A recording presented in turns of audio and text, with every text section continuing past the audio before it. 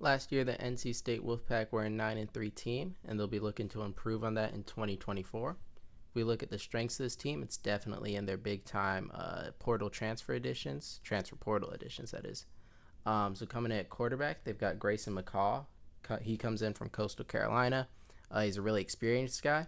Obviously, at Coastal Carolina, he hasn't played the most elite competition in the world, but he's very experienced. And Coastal Carolina had some really good teams the past few years, mainly in part to how good he was at quarterback for them. And I do believe he's an upgrade over Brennan Armstrong, who NC State had last year, who had transferred in from Virginia.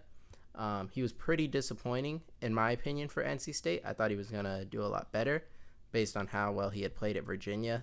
He threw for a whole lot of yards at Virginia, I think led the country. But I think Grayson McCall is an upgrade for NC State.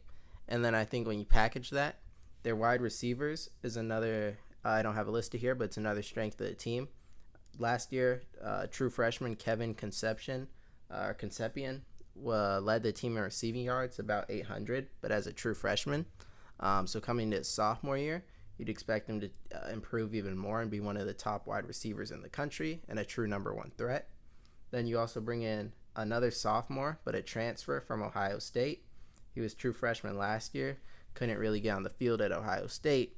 But if you follow college football, you know that doesn't mean a whole lot because Ohio State usually has the best wide receiver room in the country. We've seen guys like Jamison Williams transfer out of there, Mookie Cooper at Missouri, Julian Fleming just recently transferred out, and he should have an impact at Penn State. But so I think Noah Rogers is still a really talented guy, and he was just in a really crowded wide receiver room, and I expect him to make an impact.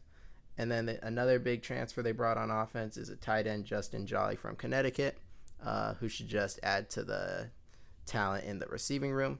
So with the receiver room being as good as it is, and Grayson McCall coming in, I think the passing game should be pretty strong.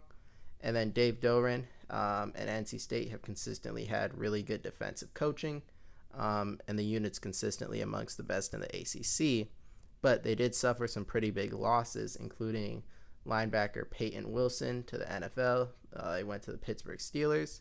And there's a lot of other players they don't return on defense. There's definitely some talent there, and some guys could break out, especially with how well coached they are. And then I put team chemistry as a weakness because of all the portal additions. How well will it mesh together? Will it be an issue? But so getting into the game-by-game predictions, Western Carolina should be a really easy win. Don't know much about them, but NC State I think is a really good team this year and won't lose a game like that. And then in the Dukes Mayo Classic, a really big game already in week 2 against the Tennessee Volunteers. This is a neutral site game, but it does take place in Charlotte, so that maybe gives NC State a slight home field advantage. In this game, you're going to have Nico Iamaleava. He'll be in only his third career start because of the bowl game, but second start of this season. And I think against a really experienced defensive staff and head coach, as well as experience on the offensive side of the ball, I think the game being earlier in the year is going to lend to NC State being able to take advantage of some of the inexperience from the quarterback position of Tennessee. And then just overall, I think Tennessee's a team that might get rolling a little bit later in the year. But at the beginning of the year, I think NC State, even with the transfer portal additions, I think it's going to mesh pretty well because of how experienced Grayson McCall is. And I expect him to be a leader there. So I think they'll be meshing and clicking a little bit better than Tennessee is at this point in the season, leading me to give them to win. And then I also think they beat Louisiana Tech, setting up a big road game at Clemson. I think these are similar teams, but Clemson's going to have the home field advantage here. So you've got that playing into Clemson's favor. And then Clemson also has a bye advantage here. Their bye week's right before this game. So Clemson's going to be well rested and at home. They've got a really great defense this year that I think could slow down NC State a little bit offensively. And I think they're improving their skill positions. So I like Clemson to beat you here. If this was at home, or maybe even just if Clemson didn't have the bye week before this, maybe I'd go NC State. But the home field and the rest advantage is too much. It leads me to pick Clemson. But you should bounce back and beat NIU. And then Wake Forest, I think, is one of the bottom teams in the ACC this year, and I expect NC State to win that at home before a somewhat tough game at home against Syracuse. Kyle McCord's going to be there. Gadsden's a really good receiver. Brought in some other transfers that could help their defense. So I think Syracuse is a much improved team, but I think NC State's clearly better and at home will win. Also against Cal, I think another one of the weaker teams in the ACC.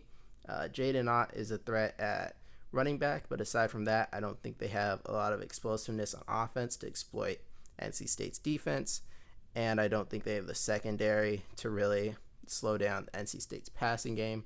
Give me another win for NC State. Now you get your first bye week of the year. It's a little late, but the schedule's been pretty light so far, and you've got off to a 7-1 start, so not a bad place. And then you come off the bye with a home game against Stanford, another one of the weaker ACC teams. You get a win. And then Duke also at home. Maybe Malik Murphy pops this year, and Duke's better than I expect. But I think this is another team, fairly light schedule. I think a lot of these teams are going to be towards the back half of the ACC, and you get at home. I give another win for NC State. Now coming off a bye, this is so I'd say the Clemson game is the toughest of the year, then Tennessee. But I would say the next two toughest games are both at the end of the year here against Georgia Tech and North Carolina.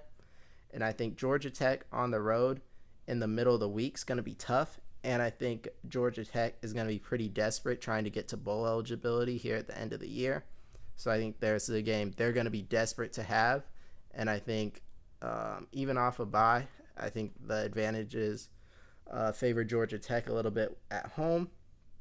And then Georgia Tech, I think, is just going to play one of their better games of this season, really being desperate to get a win in this spot. But I think NC State finishes the season strong with a win against North Carolina. NC State's been pretty good the past few years against North Carolina. Even when it seemed North Carolina had better teams than them, NC State's still been coming up with victories. So I think they continue that trend and finish the season 10-2.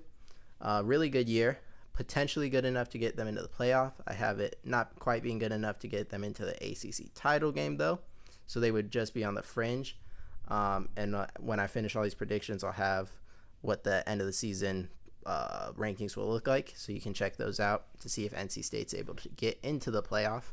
But I think that overall, schedule's pretty light. I got you getting a tough win over Tennessee, but maybe dropping a game you maybe could get in Georgia Tech. I think it's 10-2. And I think it's a team being overlooked by the media at large. All right, guys, thank you for watching this video.